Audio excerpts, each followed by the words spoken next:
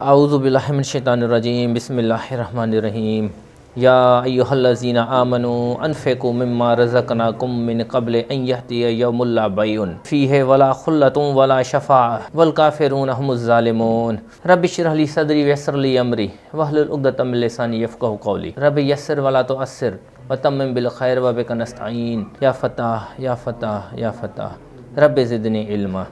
ए ईमान वारो, जेकी कुझु असां अव्हांखे रिज़्क़ मां अता कयो आहे उन मां ख़र्च करियो। उन ॾींहं खां अॻु जो उहो ॾींहुं यानी क़यामत अची वञे ऐं उन ॾींहुं न को ॾे वठ जो सौदो हूंदो, न की दोस्ती कमु ईंदी ऐं न सिफ़ारिश, ऐं काफ़िर ई ज़ालिम आहिनि। अलाह ताला फ़रमाए थो, क़यामत वारे ॾींहुं तव्हांखे कंहिं बि तरह जो को बि फ़ाइदो हासिलु न थी सघंदो। केर बि कंहिंजी सिफ़ारिश केरु कोन कंदो, कंहिं बि तरह जो तव्हांजो सौदो कोन थींदो, न तव्हांखे यारी दोस्ती कंहिं वजह सां कमु ईंदी। रसूलुल्लाह सल्लल्लाहु अलैहि वसल्लम फ़रमायो, जंहिं ॾींहुं माण्हू ॿिन्ही जहाननि जे पालणहार जे साम्हूं हिसाब ॾियण लाइ बीहंदा त कननि ताईं पघर में हूंदा। यानी उहो एॾो भयानक ॾींहुं हूंदो जो इंसानु पेर खां वेंदे हिन कन ताईं सॼो पघर में आलो हूंदो। हम आयशा सिद्दीक़ा रज़ियल्लाहु ताला अन्हा खां रिवायत आहे त नबी करीम सल्लल्लाहु अलैहि वसल्लम फ़रमायो, क़यामत जे ॾींहुं माण्हू पेरें उघाड़ा बिना लिबास बग़ैर ख़तना थियल उथारिया वेंदा। छो क़यामत वारे ॾींहुं इंसान खे हीउ और जिस्म कोन मिलंदो। हिकिड़ो नओं जिस्म मिलंदो जंहिंजो क़द 60 फुट हूंदो, जेको हज़रत आदम अलैहिस्सलाम जो क़द हुयो। छो असांजे हिन जिस्म में ऐब आहे, हुते जेको जिस्म मिलंदो उहो नओं जिस्म हूंदो बग़ैर ऐब वारो। छो हमेशह जी ज़िंदगी आहे उहा। तंहिं ते मूं अर्ज़ु कयो त अल्लाह जा रसूल सल्लल्लाहु अलैहि वसल्लम, औरतूं ऐं मर्द गॾु हूंदा, हिक ॿिए जे तरफ़ ॾिसंदा, यानी हिकिड़े मैदान में ॿई गॾु कया वेंदा। पाण करीम सल्लल्लाहु अलैहि वसल्लम फ़रमाइनि था त आयशा, उन ॾींहुं जूं हौलनाकियूं वारो मामिलो इन खां वधीक सख़्तु हूंदो जो माण्हू हिक ॿिए जे तरफ़ ॾिसनि। भले हिकिड़े मैदान में ॿई गॾु बीठा हूंदा, लेकिन हर कंहिंखे पंहिंजी हूंदी, हर को पंहिंजी वठ पकड़ में नफ़्सी वारे आलम में मसरूफ़ हूंदो। कंहिंखे एतिरो टाइम ई न हूंदो जो कंहिं ॿिए जी तरफ़ निहारे बि सघे। अलाह फ़रमाए थो, काफ़िर ई ज़ालिम आहिनि। यकीनन जेके अलाह जा, आख़िरत जा, अलाह जे रसूलनि जा, आसमानी किताबनि जा, फ़रिश्तनि जा, तक़दीर जा इनकारी आहिनि, इहे काफ़िर ई आहिनि। पर अलाह फ़रमाए थो त हिकु ॿिया बि काफ़िर आहिनि। सूरह माइदा जी आयत नंबर 44 में फ़रमाए थो, वमन लम यहकुम बिमा अंज़लल्लाहु फउलाइका हुमुल काफ़िरून। जेको मूं किताब नाज़िल कयो आहे, जेका मूं शरीयत नाज़िल कई आहे, ऐं जेको माण्हू उन जे मुताबिक़ फ़ैसिलो नथो करे, इहे ई त काफ़िर आहिनि। यकीनन हो बि काफ़िर आहिनि, पर अलाह जी शरीयत खे नाफ़िज़ न करण वारा, पंहिंजी नफ़्स मुताबिक़ फ़ैसिलो करण वारा, इन्हनि खे अलाह ताला काफ़िर ई फ़रमाए थो। अलाह फ़रमाए थो इहे बि नुक़सान में आहिनि। हाणे हीअ आयत अचे पई, आयतल कुर्सी। अल्लाहु ला इलाहा इल्ला हु अल हय्युल क़य्यूम ला तअख़ुज़ुहु सिनतुन वला नौम लहू मा फ़िस समावाति व मा फ़िल अर्ज़ मन ज़ल्लज़ी यशफ़अउ इंदहु इल्ला बिइज़्निहि यअलमु मा बैन अयदीहिम व मा ख़ल्फ़हुम वला युहीतून बिशैइन मिन इल्मिही इल्ला बिमा शाअ वसिअ कुर्सियुहु समावाति वल अर्ज़ वला यऊदुहु हिफ़्ज़ुहुमा व हुवल अलियुल अज़ीम। हीअ आयतल कुर्सी क़ुरान मजीद जी अज़ीम तरीन आयत आहे, क़ुरानी आयतुनि जी सरदार आयत आहे। आयत जे लिहाज़ खां तौहीद जी अज़ीम तरीन आयत आयतल कुर्सी आहे, ऐं सूरत जे लिहाज़ खां तौहीद जी अज़ीम तरीन सूरत सूरह इख़लास आहे, यानी कुल हो अल्लाहु अहद।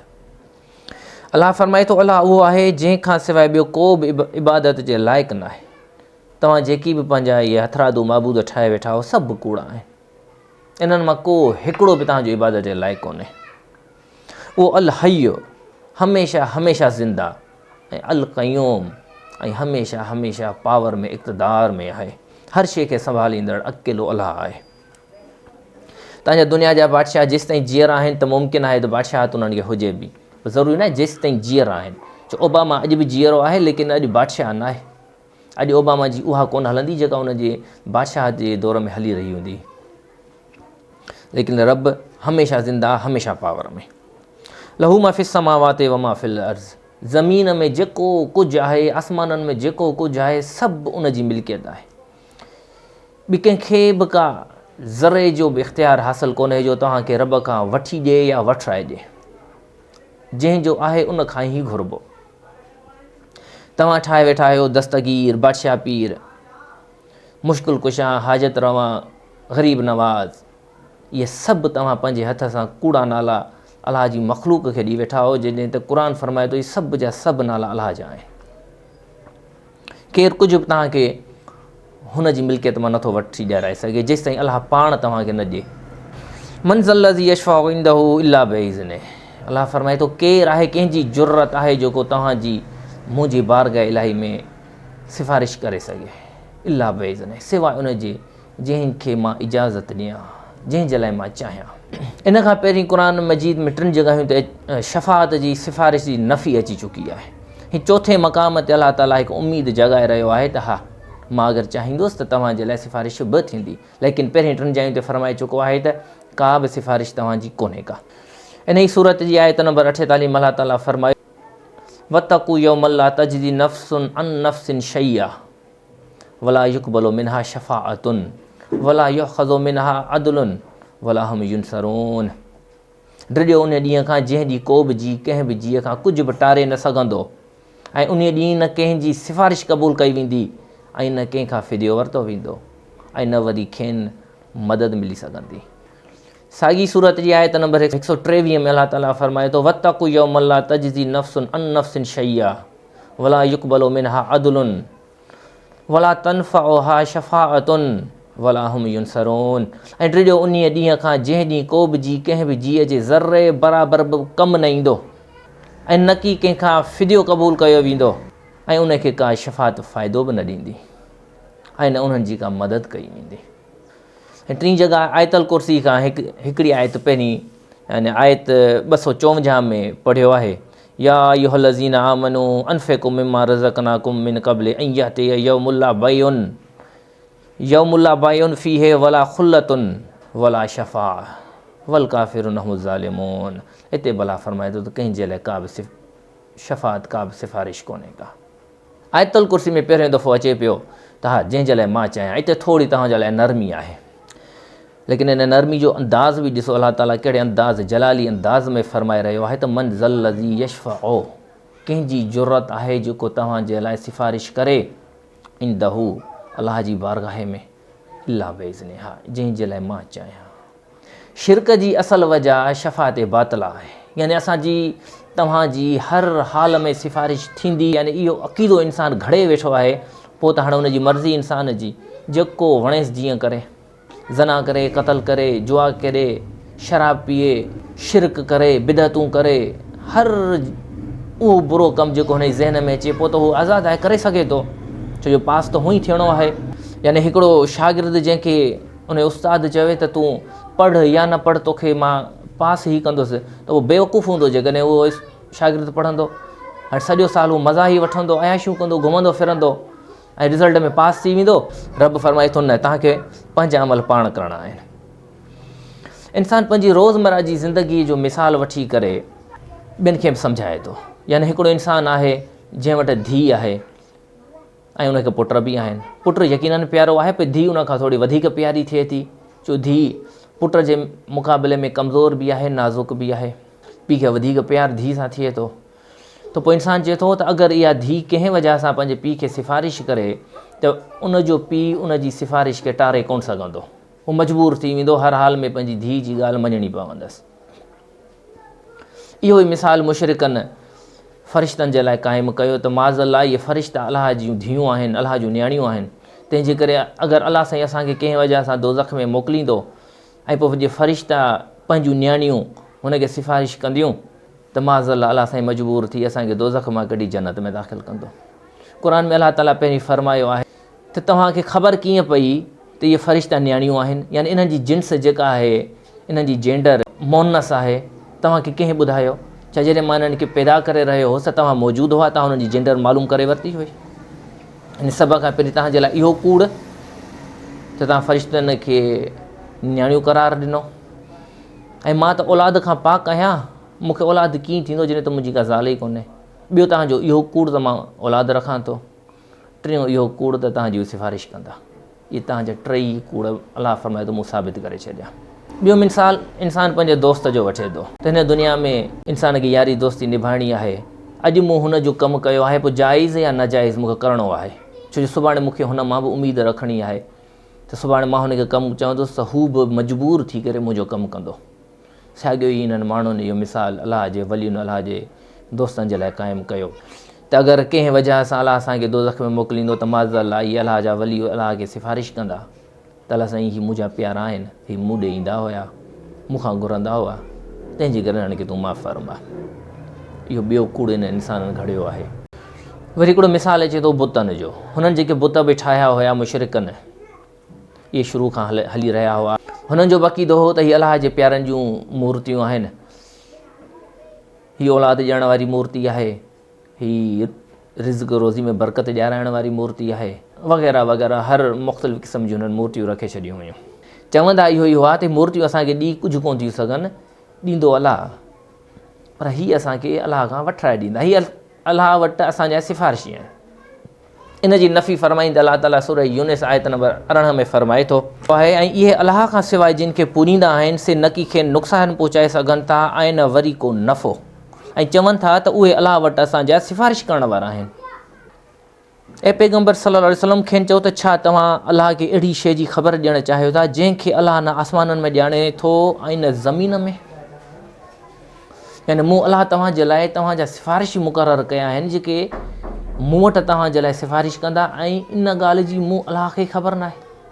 अलाह उहा हस्ती आहे जंहिंखे तमामु इल्मु आहे, अॻु जो पोइ जो ईंदड़ गुज़री चुको तमामु जो तमामु इल्मु अलाह रब्बुल इज़्ज़त खे हासिलु आहे।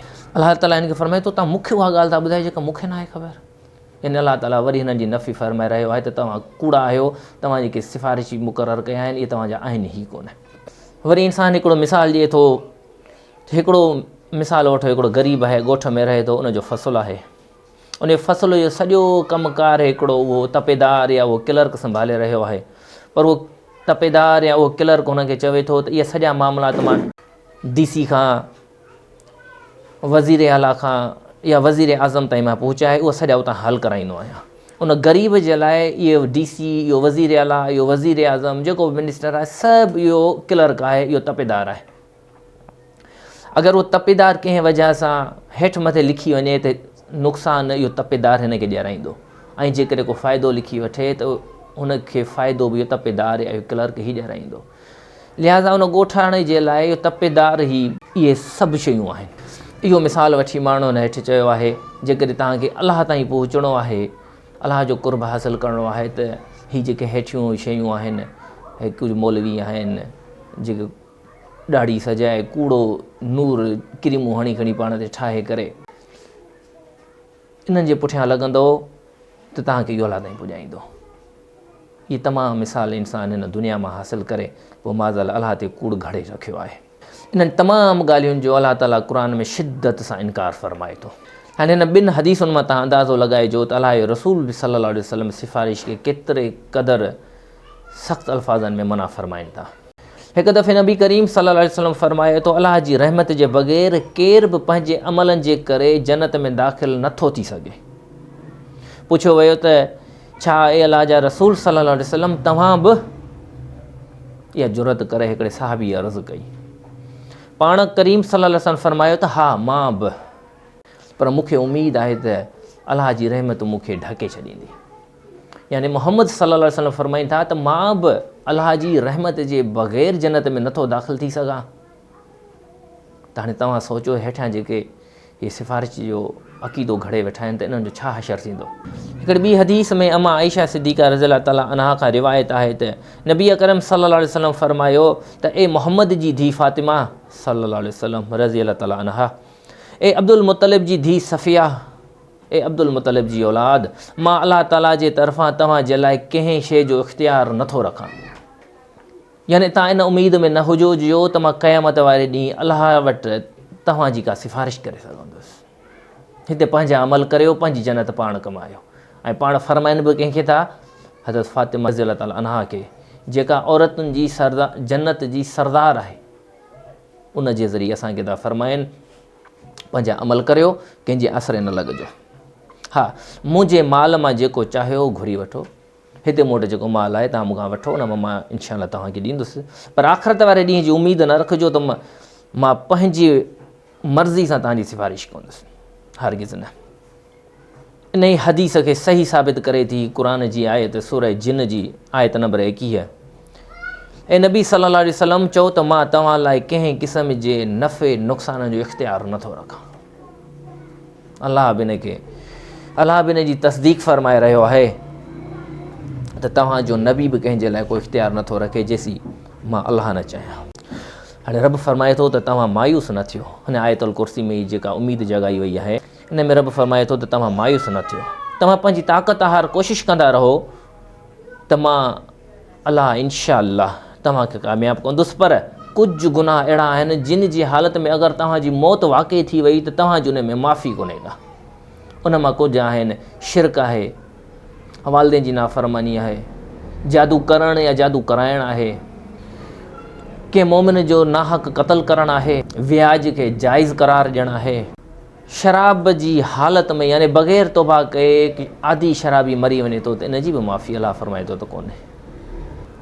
इन्हनि खां तव्हां महफ़ूज़ हुजो, या अगरि कंहिं वजह सां तव्हां में बुरायूं मौजूदु आहिनि त मरण खां पहिरीं तव्हां तौबा करे वठो त इनशा अल्लाह तव्हांखे नबी करम सल्लल्लाहु अलैहि वसल्लम जी शफ़ाअत बि नसीब थींदी। ऐं क़ुर में तक़रीबन 7 खां 8 जायुनि ते अलाह ताला फरमाए थो त मां तव्हां मां जंहिंजे लाइ चाहियां त उनजी सिफ़ारिश थी सघे थी। सूरह अंबिया जी आयत नंबर 28 में, सूरह यूनुस जी आयत नंबर 3, सूरह मरियम आयत नंबर 87, सूरह तौहा आयत नंबर 108 109, सूरह सबा आयत नंबर 23, सूरह ज़ुख़रुफ़ आयत नंबर 86, सूरह नजम आयत नंबर 26। इहे 7-8 जायूं आहिनि जिन ते अलाह ताला फरमाए थो त मां जंहिं लाइ चाहियां त उनजे लाइ सिफ़ारिश जी इजाज़त ॾेई सघां थो। हाणे शफ़ाअत जेका हुज़ूर अकरम सल्लल्लाहु अलैहि वसल्लम सां ख़ासि आहे। हाणे अवामुन नास जी अक्सरियत नबी अकरम सल्लल्लाहु अलैहि वसल्लम जी शफ़ाअत में मुब्तला आहे। उन्हनि वीचारनि जो बि को ॾोह न आहे। हू दुनिया जी ज़िंदगी में जेके बि हुननि तालीमात हासिलु कई, उन्हनि जी डिग्रीज़ हासिलु करण जे लाइ हुननि पंहिंजो तन मन पंहिंजो वक़्तु सभु कुझु उन में लॻाए छॾियो। हुननि खे दीन ऐं शरीयत पढ़ण जो को टाइम बि हासिलु कोन थी सघियो। हुननि खे किथे 10 मिंट बि हासिलु थिया त उहो बि पंहिंजो टाइम लाइब्रेरी में इन्वेस्ट करे छॾियो, बजाए जो अलाह ऐं अलाह जे रसूल सल्लल्लाहु अलैहि वसल्लम जी तरीक़े खे कुझु पढ़नि। पोइ हाणे आख़िर उन्हनि जा बि कोई रोज़मर्रा जा कमकार थियनि था दीन सां वाबस्ता, पोइ हू छा था कनि त पंहिंजे फ़िरके जे मौलवियुनि ॾे वञनि था, उन्हनि खां पुछनि था त साईं छा करिणो आहे। पोइ हुननि खे ख़ुशि करण जे लाइ हुन मनपसंदि ॻाल्हियूं हुननि खे ॿुधाए करे पोइ जेको बि मुआवज़ो आहे हुननि खां हासिलु कनि था। उन्हनि खे हिकु तरह जो शॉर्टकट ॾींदे इहे चवनि था त बाबा ठीकु आहे, तव्हां हीउ कमु न कयो न, को मसइलो न आहे, नबी करीम सल्लल्लाहु अलैहि वसल्लम शफ़ाअत कंदा। इहा हिकु तरह जी परे जी गुमराही आहे। हा, बाक़ी कहिड़ी आहे जेका नबी करीम सल्लल्लाहु अलैहि वसल्लम जी सिफ़ारिश जेका 100% थींदी। सूरह मुज़म्मिल ऐं सूरह मुदस्सिर में अलाह ताला फरमाए थो त क़यामत वारो ॾींहुं ॾाढो ख़ौफ़नाक ऐं दर्दनाक आहे। ऐं उहो ॾींहुं आहे जेको ॾींहुं जवाननि खे पोइ पोढ़ो करे छॾींदो। यानी क़यामत वारे ॾींहुं जेको फ़ैसिलो थियणो हूंदो उन फ़ैसिले में ताख़ीर थींदी, एतिरे क़दुरु ताख़ीर थींदी, एतिरे क़दुरु देरि थींदी जो जवान हूंदा उहे बि पोढ़ा थी वेंदा। क़यामत वारे ॾींहुं फ़ैसिले थियण में जेका ताख़ीर थींदी उन ॾींहुं नबी अकरम सल्लल्लाहु अलैहि वसल्लम खे अलाह ताला इख़्तियार ॾींदा त तव्हां सिफ़ारिश करे। उहा छा जी सिफ़ारिश हूंदी त फ़ैसिलो थियण में हाणे शुरू थी वञे, फ़ैसिले में मज़ीद ताख़ीर न थिए। हाणे क़यामत वारे ॾींहुं तमामु इंसान इन फ़ैसिले जी जेका ताख़ीर हूंदी इन जे करे वेंदा हज़रत आदम अलैहिस्सलाम वटि ऐं उनखे अर्ज़ु कंदा त ए आदम अलैहिस्सलाम तव्हां अलाह खे सिफ़ारिश करियो। हज़रत आदम अलैहिस्सलाम माज़रत कंदा, उन्हनि खे मोकिलींदा ॿिए नबी ॾे। ईअं कंदे कंदे उहा उम्मत सॼी अची पुॼंदी हज़रत ईसा अलैहिस्सलाम वटि त तव्हां सिफ़ारिश करियो। हज़रत ईसा अलैहिस्सलाम बि माज़रत कंदा ऐं हज़रत ईसा अलैहिस्सलाम उन्हनि खे चवंदा त तव्हां वञो मुहम्मद सल्लल्लाहु अलैहि वसल्लम वटि। हू अहिड़ो शख़्स आहे जंहिंजा अलाह ताला अॻियां पोयां सभु गुनाह माफ़ु करे छॾिया आहिनि। लिहाज़ा माण्हू मूं वटि ईंदा ऐं मां पंहिंजे रब खां अर्श मौला ते अचण जी इजाज़त घुरंदुसि, याने मां अलाह जे वेझो अलाह जे अर्श जे तरफ़ वञण जी इजाज़त घुरंदुसि, मूंखे इजाज़त ॾिनी वेंदी। पोइ मां अलाह ताला खे ॾिसंदे ई सजदे में किरी पवंदुसि। जो बंदो बंदो आहे, अलाह अलाह रहंदो, चाहे बंदे जो केॾो बि रुतबो थी वञे पर बंदो ई रहंदो। ऐं अलाह ताला जेसीं ताईं चाहींदो इन हालत में मूंखे रहणु ॾींदो। पोइ फरमाईंदो त ए मोहम्मद सल्लल्लाहु अलैहि वसल्लम कंध मुबारक खणो, चओ ॿुधो वेंदो, शफ़ात कयो तव्हांजी शफ़ात क़बूल कई वेंदी, जेको घुरो ॾिनो वेंदो। फरमायाऊं त पोइ मां पंहिंजो कंधु मथे खणंदुसि ऐं पंहिंजे रब जी हमद ऐं सना कंदुसि जीअं हू मूंखे सेखारींदो। हिते नबी करीम सल्लल्लाहु अलैहि वसल्लम उहा हमद कंदा जेका दुनिया में न कई आऊं पाण। चो अलाह ताला इहा बि महफ़ूज़ रखी त उहो क़यामत वारे ॾींहुं पंहिंजे नबी खे सेखारींदो त कहिड़े तरह हमद करणी आहे। बयानु कयूं त पोइ मां शफ़ात कंदुसि पर मुंहिंजे लाइ हिकु हद मुक़ररु कई वेंदी, या न हिकिड़ी हद मुक़ररु हूंदी त हिननि जी सिफ़ारिश कोन थींदी। हीअ शिरक में हुआ, हीअ कुफ़र में हुआ, हालत शराब में मरिया आहिनि, हिननि मोमिननि जो क़त्ल कयो आहे, हिननि व्याज खे जाइज़ करार ॾिनो हुयो, हिननि अलाह सां जंग कई हुई, हीअ ज़ालिम हुक्मरान हुयो, हीअ ज़ालिम बादशाह हुयो, इन्हनि जी सिफ़ारिश कोन थींदी। हा, हद मुक़ररु कई वेंदी मुंहिंजे लाइ ऐं मां उन जे मुताबिक़ माण्हुनि खे दोज़ख मां कढी जन्नत में दाख़िल कंदुसि। हिन हदीस मां वाज़ह थिए पियो त हिकु हद मुक़ररु थींदी, सभु जन्नत में कोन वेंदा, सभु नबी अकरम सल्लल्लाहु अलैहि वसल्लम जी शफ़ात खां फ़ाइदेमंद कोन थींदा। हिकु ॿी हदीस में नबी करीम सल्लल्लाहु अलैहि वसल्लम फरमाइनि था क़यामत वारे ॾींहुं मुंहिंजी उम्मत मां 70,000 माण्हू बग़ैर हिसाब जे जन्नत में दाख़िल थींदा। हाणे इहे 70,000 वारा कहिड़ा हुया? ही उहे हुआ जिन न धाॻो फीणो करायो, न जिन तावीज़ वरितो, न ॿिनि जा तावीज़ कया, यानी ही हर उहा जेका बुराइयूं हुयूं उन्हनि खां महफ़ूज़ रहिया, ही उहे बग़ैर हिसाब जे जन्नत में वेंदा। हिते असांजी अक्सरियत उम्मत में तावीज़, धाॻा, फीणा, पीर, मुर्शिद सभिनी में मुब्तला लॻा पिया आहिनि ऐं उमेदु रखे वेठा आहिनि त असांजी सिफ़ारिश थींदी। ऐं टे क़िस्म जी सिफ़ारिश छा आहे? अलाह जा वली, उलमा, हाफ़िज़, फ़रिश्ता, इहे बिल्कुलु सिफ़ारिश कंदा अलाह जे हुकुम सां, जंहिंखे अलाह इजाज़त ॾींदो। यादि रहे त इन्हनि मां को बि इंसानु, चाहे नबी हुजे, चाहे रसूल हुजे, अलाह खे कंहिं बि तरह सां मजबूर नथो करे सघे। ज़बरदस्ती अलाह खां सिफ़ारिश केर बि करण जो इख़्तियार नथो रखे। आख़िर कंहिं जे लाइ सिफ़ारिश न थींदी? मुनाफ़िक़ जी सिफ़ारिश कोन थींदी। सूरह मुनाफ़िक़ून में अलाह ताला फरमाए चुको आहे त ए नबी, तव्हां चाहियो इन्हनि जी सिफ़ारिश कयो या न कयो, मां इन्हनि खे हरगिज़ माफ़ु कोन कंदुसि। ॿी जॻह ते अलाह फरमाइनि था अगरि तव्हां इन्हनि जे लाइ 70 दफ़ा बि बख़्शिश घुरो मां त बि माफ़ु कोन कंदुसि। हालांकि नबी करीम सल्लल्लाहु अलैहि वसल्लम उन्हनि जे लाइ बि बख़्शिश करणु चाहिनि था, छो जो पाण रहमतुल लिल आलमीन आहिनि। अलाह फरमाए थो तव्हां 70 दफ़ा बि हिननि जे लाइ बख़्शिश घुरो मां त बि कोन माफ़ु कंदुसि। ऐं काफ़िरनि जे लाइ बि कंहिं तरह जी सिफ़ारिश कोन्हे। हज़रत इब्राहिम अलैहिस्सलाम जो वालिद जेसीं ताईं जीअरो हो, हज़रत इब्राहिम अलैहिस्सलाम दुआ घुरंदो रहियो, पर जॾहिं हिकु दफ़ो मौत वाक़िअ थी वियो त अलाह ताला फरमाए थो त हाणे इब्राहिम ख़बरदार जो पंहिंजे पीउ जे लाइ बख़्शिश जी दुआ घुरी अथई। नबी आहे जंहिंमां असांजी उम्मत हली आहे, अलाह ताला उनखे मना करे छॾियो त पंहिंजे वालिद जे लाइ हाणे सिफ़ारिश कोन कंदे तूं। आख़िर सिफ़ारिश थींदी त कंहिंजी थींदी? हे जो उम्मत लॻी पई आहे आसरनि उमीदुनि में, लेकिन का त हूंदी सिफ़ारिश जंहिंजी थियणी आहे। नबी करीम सल्लल्लाहु अलैहि वसल्लम खां मालूम करियूं था त आख़िर कंहिंजी सिफ़ारिश थींदी।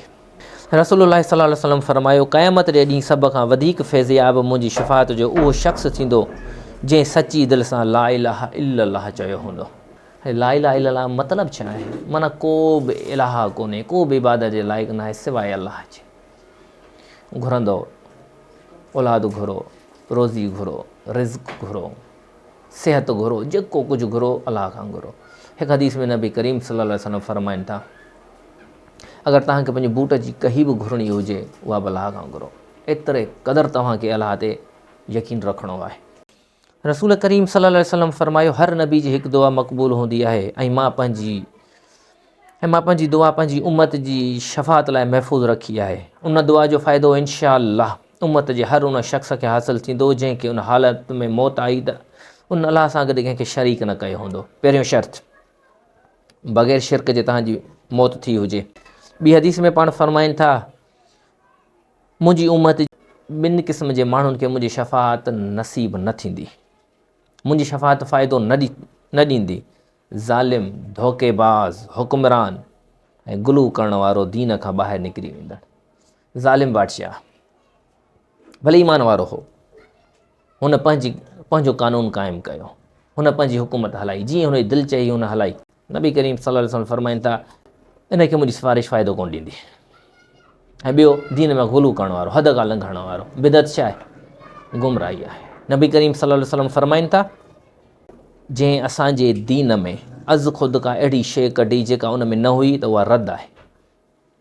हिकु ॿी जॻह ते फरमाइनि था, पंहिंजे पाण खे नए कमनि खां बचायो, छो त उहा बिदअत आहे ऐं हर बिदअत गुमराही आहे। हाणे बिदअती बि रखे वेठा आहिनि त असां बि जन्नत में वेंदासीं, असांखे बि नबी करीम सल्लल्लाहु अलैहि वसल्लम जी शफ़ाअत नसीब थींदी। हौज़ कौसर वारी हदीस यादि न आहे? पाण फरमाइनि था त हिकिड़ा माण्हुनि जो ग्रुप, माण्हुनि जो टोलो मूं वटि पेश कयो वेंदो, जिन जा चेहरा चमकी रहिया हूंदा नूर सां। पोइ उन्हनि खे मुंहिंजे अॻियां खां हटायो वेंदो। पोइ मां फरमाईंदुसि त हीअ मुंहिंजी उम्मत आहे। मूंखे फरमायो वेंदो त न मुहम्मद सल्लल्लाहु अलैहि वसल्लम, तव्हांजे वञण खां पोइ हिननि दीन में नयूं नयूं बिदअतूं ईजाद कयूं। इन जे करे इहे बिदअती बि उमेदु रखे वेठा आहिनि त असांजी बि सिफ़ारिश थींदी। शफ़ाअत जो हिकिड़ो फ़ाइदो ऐं मक़सदु बि आहे। अलाह ताला पंहिंजे प्यारनि बाननि जी क़दुरु अफ़ज़ाई लाइ उन ॾींहुं जंहिं ॾींहुं को बि इंसानु कंहिंजे कमु न ईंदो, जेको वॾे मैदान में जमा कया वेंदा, त उन ॾींहुं अलाह पंहिंजे प्यारनि खे उन्हनि जी इज़त रखंदे, उन्हनि जी क़दुरदानी फ़रमाईंदे सिफ़ारिश जी इजाज़त ॾींदो। नबियुनि खे ॾींदो, शहीदनि खे ॾींदो, नेकनि खे ॾींदो, त ॿिया सभु माण्हू ॾिसंदा त वाक़ई अलाह ताला पंहिंजनि प्यारनि जी केॾी इज़त फ़रमाए रहियो आहे। हेॾे वॾे मजमूए में, हेॾे भयानक ख़ौफ़नाक ॾींहं में ही बेख़ौफ़ बीठा आहिनि। क़ुर खे बि अलाह ताला इजाज़त ॾींदो, क़ुर बि सिफ़ारिश कंदो, रोज़ो बि सिफ़ारिश कंदो। बसि ज़हन नशीन करे छॾियो त तव्हां हर मुमकिन अलाह खे राज़ी करण लाइ नेक अमल करियो, बजाए जो कंहिंजे आसरे ते लॻो। पोइ ख़बर पए त तव्हां अमल ई अहिड़ा करे चुका आहियो जो अलाह ताला उनखे माफ़ु करण वारो न आहे। अलाह उहो आहे जंहिंखां सवाइ ॿियो को बि इबादत जे लाइक़ु न आहे। उहो हमेशह ज़िंदा आहे, हमेशह पावर में आहे, हर शइ संभालियो वेठो आहे। न की खेसि निंड थी अचे ऐं नई निंड जो झोटो थो अचे।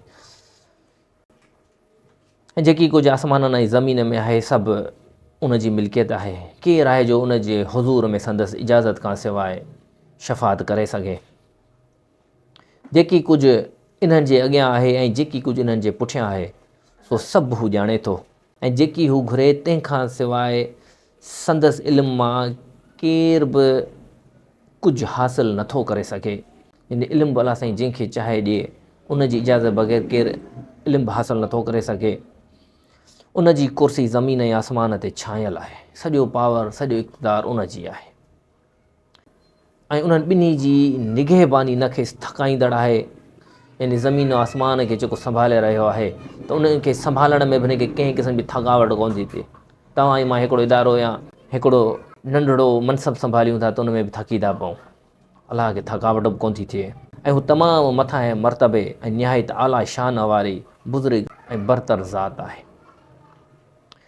ही हुई आयतल कुर्सी जेका पूरी कोशिशि कईसीं त तव्हांजे अॻियां रखी सघूं। व आख़िर दवाना अनिल हम्दुलिल्लाहि रब्बिल आलमीन।